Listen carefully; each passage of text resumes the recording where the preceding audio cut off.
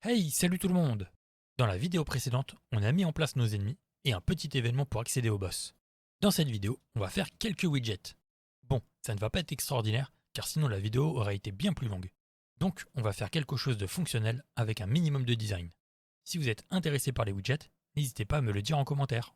Et je pourrai faire une série spécialement dessus, et bien plus avancée. Alors, pour commencer, on va dans le dossier Projet YT, puis Core. Et on crée un nouveau dossier qu'on appelle Map. On va dedans, puis clic droit, et on choisit Level. On l'appelle Main Menu et on l'ouvre. On se retrouve donc avec un niveau tout noir et vide, du coup très léger. Ensuite, dans World Setting, ici, dans Game Mode Override, on met Game Mode Base, car ici, on n'a pas besoin d'avoir de player, ni même de contrôleur. Puis direction le dossier Core, puis User Interface. On fait un clic droit et dans User Interface, on sélectionne Widget Blueprint. On clique sur User Widget et on l'appelle WBP Start Menu et on l'ouvre. Alors, on commence par mettre un Canvas Panel et après, on met une image.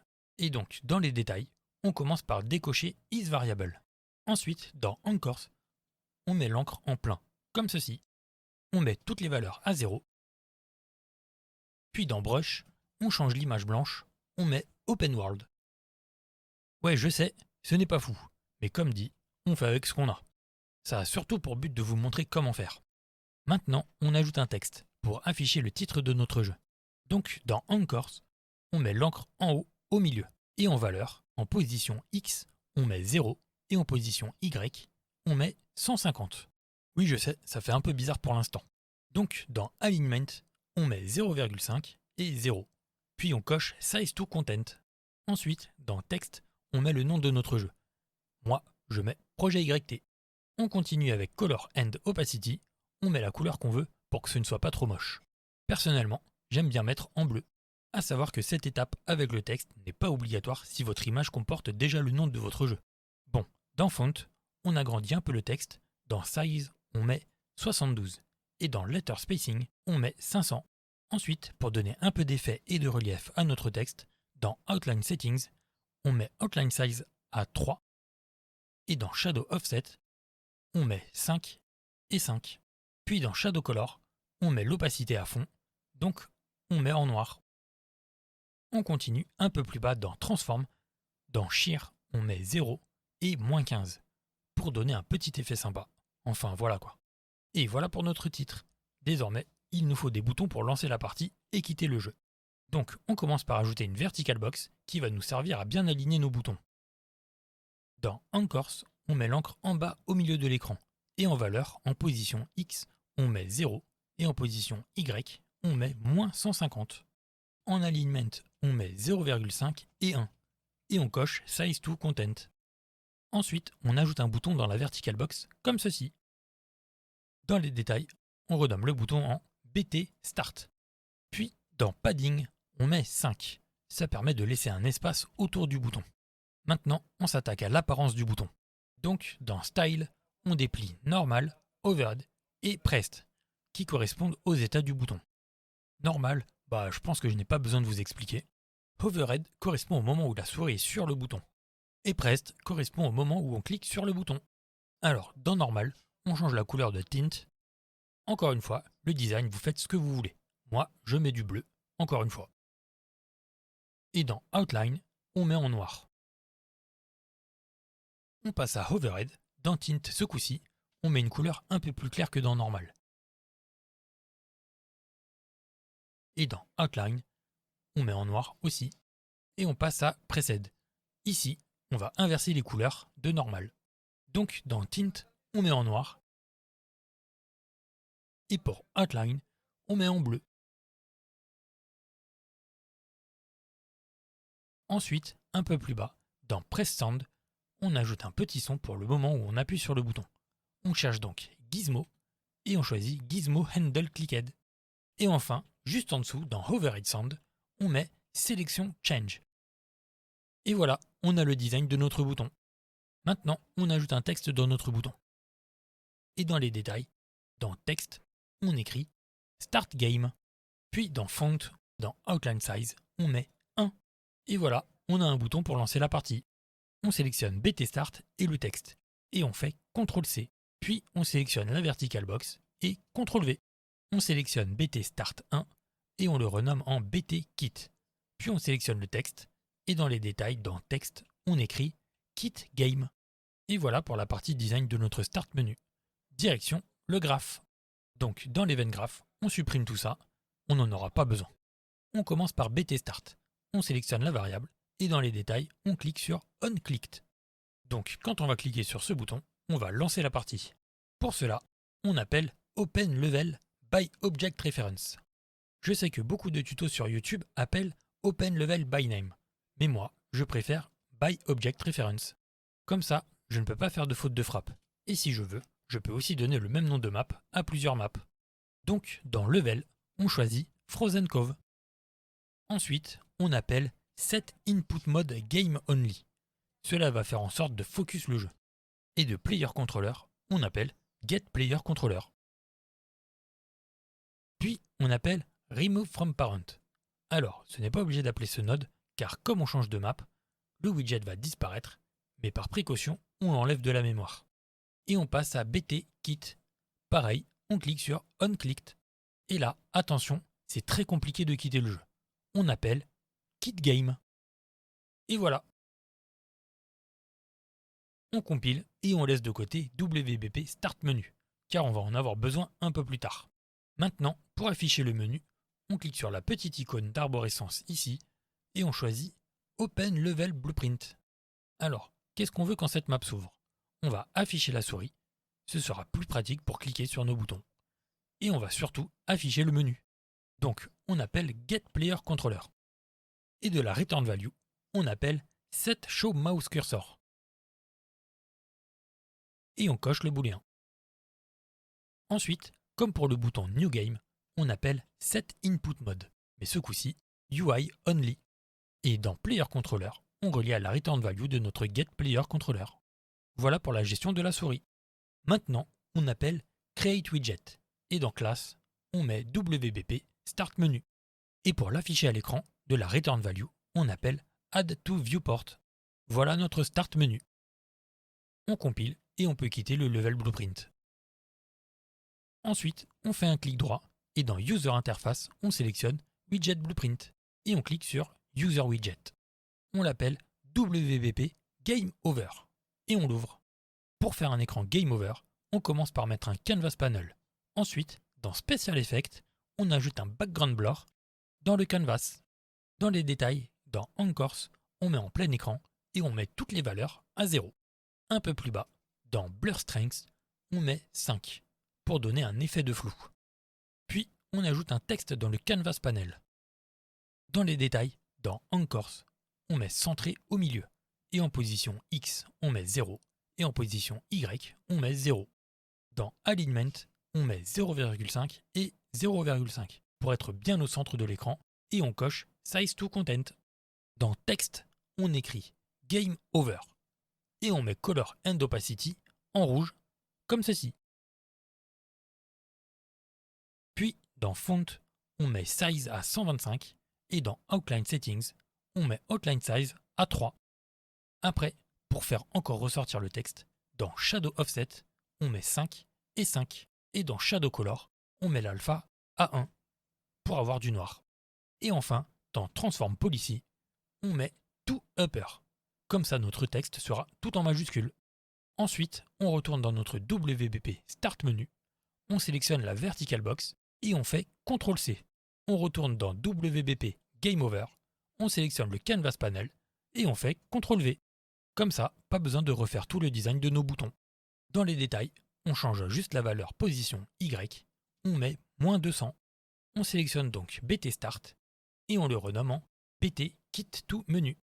Puis, on sélectionne le texte et dans les détails, dans Texte, on écrit Back to Main Menu. On continue avec BT Kit, on le renomme en BT Kit Game. Et voilà, on a fini avec le design. Direction, le graphe. On supprime les nodes et on sélectionne BT Kit to Menu. Dans les détails, on clique sur OnClicked. Comme pour le Start Game, on appelle Open Level by Object Reference. Dans Level, on met Main Menu. Puis, on appelle Remove from Parent. Puis, on sélectionne BT Kit Game et dans les détails, on clique sur Unclicked. Bon, on l'a déjà fait, on appelle Kit Game. Voilà. On compile et on peut quitter WBP Game Over. Maintenant, le menu pause. On fait un clic droit et dans User Interface, on sélectionne Widget Blueprint et on clique sur User Widget. On l'appelle WBP Pause Menu et on l'ouvre. On commence par mettre un Canvas Panel et comme pour le Game Over, on ajoute un Background Blur. Dans Anchors, on met en plein écran et on met toutes les valeurs à 0. Un peu plus bas, dans Blur Strength, on met 3, un peu moins fort que le Game Over. Puis, on ajoute un texte. Et dans les détails, dans Anchors, on met centré au milieu. En position X, on met 0. En position Y, on met moins 100. Et dans Alignment, on met 0,5 et 1. Et on coche Size to Content. Dans Texte, on écrit Pause. Et dans Color and Opacity, bon, vous me connaissez désormais, je mets en bleu, comme ceci. On poursuit. Dans Font, on met Size à 96. Et dans Letter Spacing, on met 500. Et pour ajouter un petit effet, dans Outline Settings, on met Outline Size à 3. Et dans Shadow Offset, on met 3 et 3. Puis dans Shadow Color, on met l'alpha à 1 pour avoir du noir. À nouveau, on retourne dans WBP Start Menu, on sélectionne la Vertical Box, puis CTRL-C. On retourne dans WBP Pause Menu, on sélectionne le Canvas Panel, puis CTRL-V. Ce coup-ci, dans les détails, dans Anchors, on met au centre. Dans Position X, on met 0 et dans Position Y, on met 250. On sélectionne BT Start et on le renomme en BT Back. On sélectionne le texte et dans Détails, dans Texte, on écrit Continue. Puis on sélectionne BT Kit et on le renomme en BT Kit to Menu. On sélectionne le texte et dans les détails, encore une fois dans Texte, on écrit Back to Main Menu. Voilà pour le design. On va maintenant dans Graph. On supprime tout ça et on sélectionne BT Back. Dans les détails, on clique sur Unclicked. Bon, là, il faut imaginer qu'on est sur ce menu. Donc, on a la souris d'afficher pour cliquer sur les boutons et le jeu est en pause. Donc, on commence par appeler Set Input Mode Game Only, comme pour le Start Game. De Player Controller, on appelle Get Player Controller. Et de la Return Value, on appelle Set Show Mouse Cursor, sans cocher le booléen. Voilà pour la souris, elle est masquée. Puis, pour enlever la pause du jeu, c'est facile, on appelle Set Game Paused. Et on ne coche pas le booléen. Et enfin, on retire le menu de l'écran, on appelle Remove from Parent. Ensuite, on sélectionne BT Kit to Menu et dans les détails, on clique sur Unclicked. Pareil qu'au Game Over, on appelle Open Level by Object Reference et dans Level, on met Main Menu. Puis on appelle Remove from Parent. Et voilà.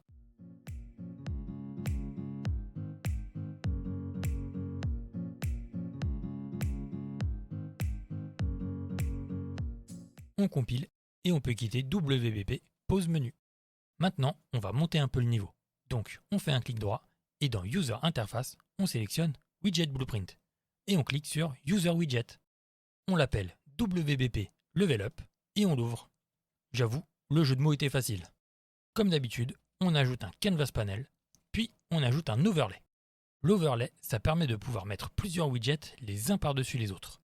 Donc, dans les détails, dans Anchors, on met l'encre en haut au milieu. En position X, on met 0. En position Y, on met 200. Puis en Alignment, on met 0,5 et 0. Puis on coche Size to Content. Ensuite, on ajoute un texte dans l'Overlay.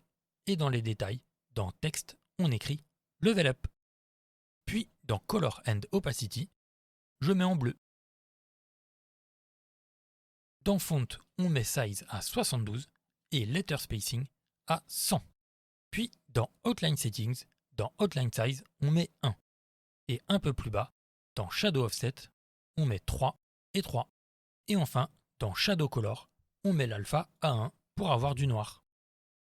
Maintenant, on fait un copier-coller du texte et dans les détails, on commence par le renommer en T-Level et on coche Is Variable.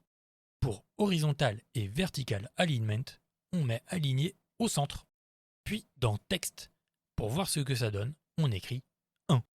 La couleur, on laisse en bleu. Dans size, on met 130 et dans letter spacing, on met à 0. Et plus bas, dans transform, on met translation à 0 et 150. Voilà pour le design. Maintenant, on va ajouter une petite animation. On clique sur plus animation et on l'appelle level up. Ensuite, on sélectionne l'overlay et l'animation. Puis on clique sur le plus add ici et on sélectionne overlay. Puis on clique sur le petit plus ici et on choisit render opacity. En valeur, ici, on met à 0 et on place la timeline sur 1 seconde. Et en valeur, on met 1. Après, on place la timeline sur 2,50 et on clique sur le petit plus ici pour ajouter une clé. Et enfin, on met la timeline à 3 secondes et on met la valeur à 0. On remet la timeline à 0, on peut cliquer ici. Ensuite, on clique sur T-Level, puis sur plus Add et on choisit T-Level. On clique sur le plus ici et on choisit Transform. On déplie Transform, puis Scale. Dans Scale X et Y, on met 0 et on déplace la timeline à 1 seconde. Et dans Scale, on met X et Y à 2. Voilà, on peut aller dans le graphe. Ici, on garde que Event Construct. Pour faire passer le niveau de notre personnage dans le widget, on fait un get de T-Level. De ce get, on appelle setText. On fait un clic droit sur InText, puis Promote to Variable. On appelle la variable level, et dans les détails, on coche Instance Editable et Expose on Spawn. Ensuite, on fait un get de LevelUp, notre animation, et on appelle Play Animation Forward. Et pour supprimer le widget, on fait un clic droit et on appelle Animation Finished, Level Up. Ce node sera lancé dès que l'animation Level Up est terminée. Donc on appelle Remove from Parent.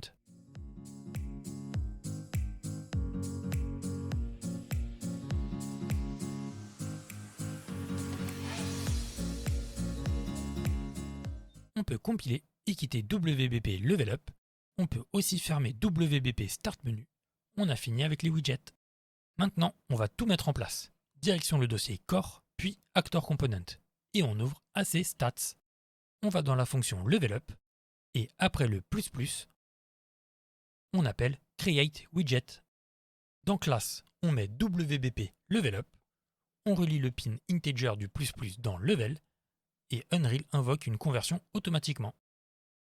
Puis, de la return value, on appelle Add to Viewport. Voilà pour le Level Up. On compile et on peut quitter AC Stats. Maintenant, pour mettre le jeu en pause, il nous faut une touche. Donc, direction le dossier Core, Input, puis Action. On sélectionne IA Block. On le duplique avec CTRL D. On l'appelle IA Pause. Et on retourne dans le dossier Input. On ouvre IMC Default et on clique sur le petit plus ici. Tout en bas, au nouvel input, on met IA Pause. Et on déplie l'input. On clique sur le petit clavier et on appuie sur P. On met cette touche car par défaut la touche échappe nous fait quitter le jeu sur Unreal. Donc plus tard, il faudra penser à modifier cette touche pour mettre échappe.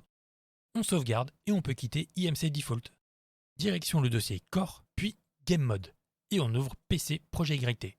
Tout en bas, on fait un clic droit et on appelle IA Pause. De Started, on appelle Create Widget. Et dans Class, on met WBP Pause Menu. Puis de la Return Value, on appelle Add to Viewport. Ensuite, comme on est déjà dans le Player Controller, on appelle juste Set Show Mouse Cursor. Et on coche le booléen. Puis on appelle Set Input Mode UI Only. Et dans Player Controller, on appelle Self. Et enfin, on appelle Set Game Paused en cochant Paused.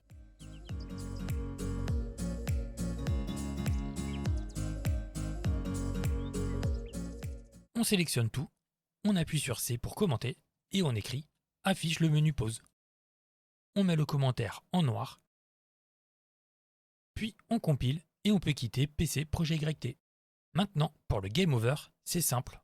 On va placer ça quand le joueur meurt. Donc, direction le dossier Characters et on ouvre BP Player Character. À la fin de l'event onDeaths, c'est cool, on a déjà un Get Player Controller ici. Donc, de la Return Value, on appelle Set Show Mouse Cursor. Et on coche le booléen pour voir notre souris et pouvoir cliquer sur les boutons. Puis, toujours de la return value, on appelle Set Input Mode UI Only. Ensuite, on appelle Create Widget.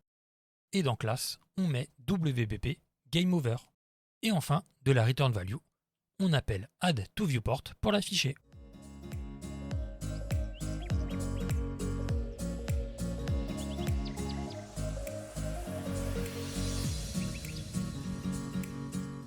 On peut compiler et quitter BP Player Character. Pour finir, on va corriger une petite erreur de variable. Vous avez remarqué que l'IA avance en marchant pour venir attaquer le joueur au lieu de courir. Donc, on va dans le dossier Core, AI, Behavior Tree, puis Task. Et on ouvre BTT, Melee Attack. On cherche le Set Movement Speed. Et regardez, j'ai mis Owner Controller ici, au lieu de Control Spawn. Car on gère la vitesse de déplacement de l'IA dans son caractère et non son contrôleur. On remplace donc Owner Controller par Control Spawn. On compile et on peut quitter la task. Et voilà, on peut désormais cliquer sur Play. Si on clique sur Quit Game, ça quitte le jeu, ça fonctionne. On appuie à nouveau sur Play et sur Start Game. Ça charge un peu et nous voilà dans notre jeu. Si j'appuie sur P, le jeu se met bien en pause. Si on appuie sur Continue, le jeu reprend. Allons tuer des ennemis pour voir si le level up fonctionne.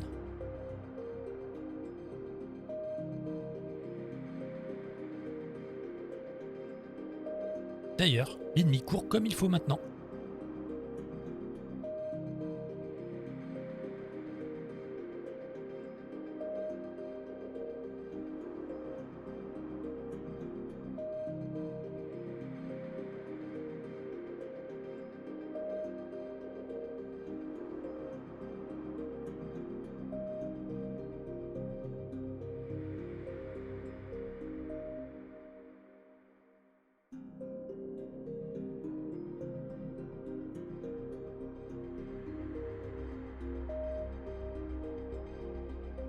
Et voilà, level up, super! Il ne reste plus qu'à mourir pour voir le game over.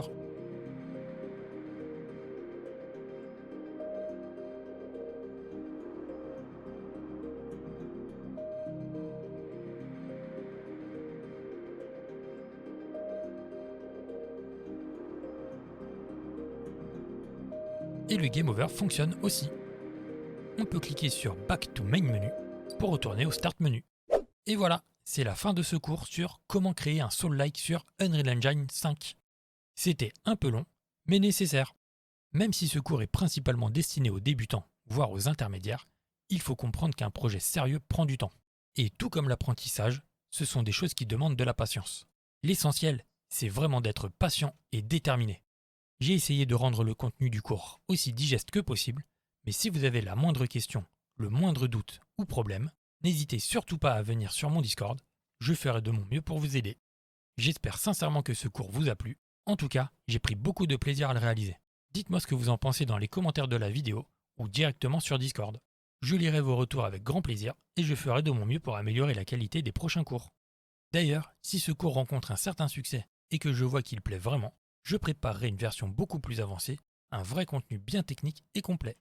Pour la suite, j'ai prévu plusieurs choses différentes pour la chaîne, notamment des devlogs avec mes deux amis avec qui je travaille sur divers projets. Les devlogs seront commentés pour expliquer ce qu'on a fait, ce qu'on a modifié et pourquoi. Je pense que ce serait intéressant de partager ça avec vous. Ah, et je prévois aussi de faire des lives de temps en temps. Ce sera une bonne occasion d'échanger directement ensemble. J'aurai encore plein de choses à ajouter, mais je préfère vous en parler dans une vidéo dédiée. Dans cette vidéo, je vous parlerai de l'avenir de la chaîne, des projets en cours, et je vous présenterai aussi le travail de mes deux amis. Nous avons chacun des rôles bien distincts dans nos projets, donc on pourra couvrir pas mal de sujets, comme le level design, le character design, l'optimisation, la locomotion, etc., etc. Mais je détaillerai tout ça correctement dans cette vidéo, qui d'ailleurs sera très probablement la prochaine. Elle devrait arriver d'ici quelques jours à peine. J'espère que ça vous aura plu. Si c'est le cas, abonnez-vous et lâchez un like. Si vous avez des questions, n'hésitez pas à les poser en commentaire. Et surtout, amusez-vous et même éclatez-vous en programmant.